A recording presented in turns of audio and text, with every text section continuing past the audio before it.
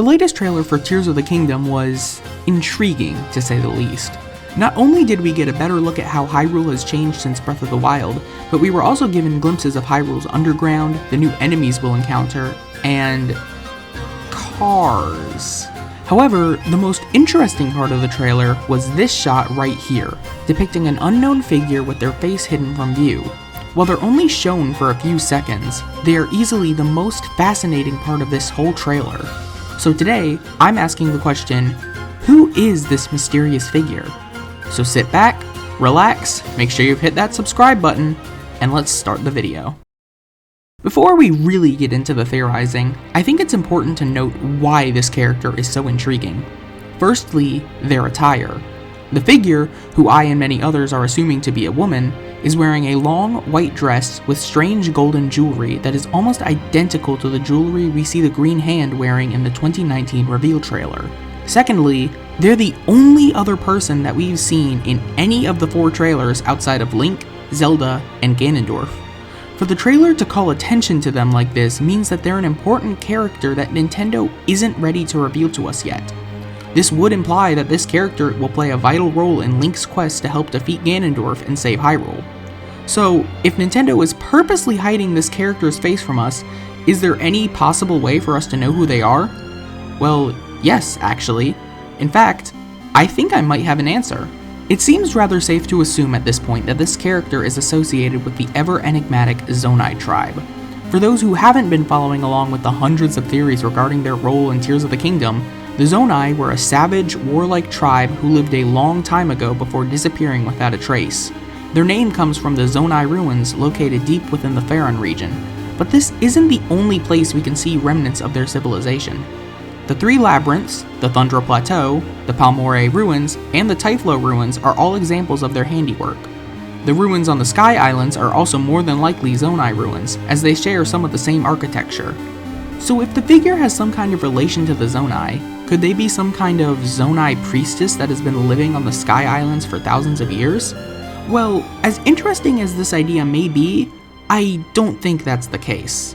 While we are shown in Breath of the Wild that it's possible for one to preserve their body for tens of thousands of years, as demonstrated by the Sheikah monks located in the various shrines scattered across Hyrule, none of them seem to be as alive, quote-unquote, as the figure is. All of the monks have darkened blue-green skin, and they're so thin that you're able to see their bones. The figure, on the other hand, has a vibrant, healthy skin, signifying that they clearly haven't been preserved for thousands of years, or at least not in the same method as the Sheikah monks. So if it's not a member of the Zonai tribe that's somehow still alive, who could it be? At this point you might have already figured it out, but the most likely person for this individual to be is none other than Zelda herself. But why Zelda? Well, it's simple. The carvings from the September 2022 trailer. In that trailer, we were shown a series of carvings, one of which showed a figure communicating with who appeared to be Zelda, or at least a past incarnation of her, in her goddess dress.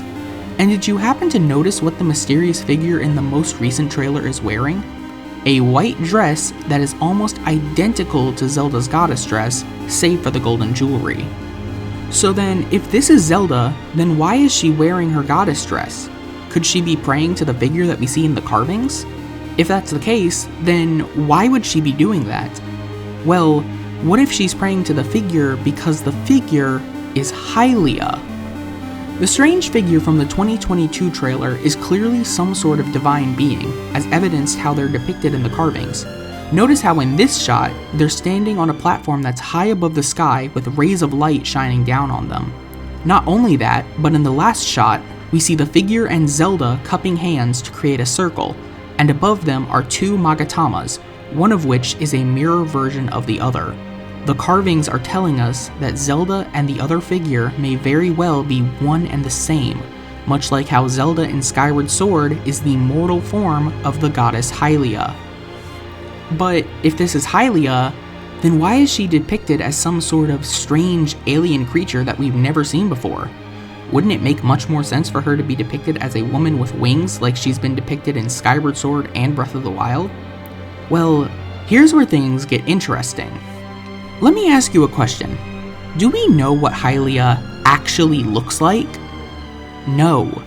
We have never once seen Hylia in person in any of the Zelda games.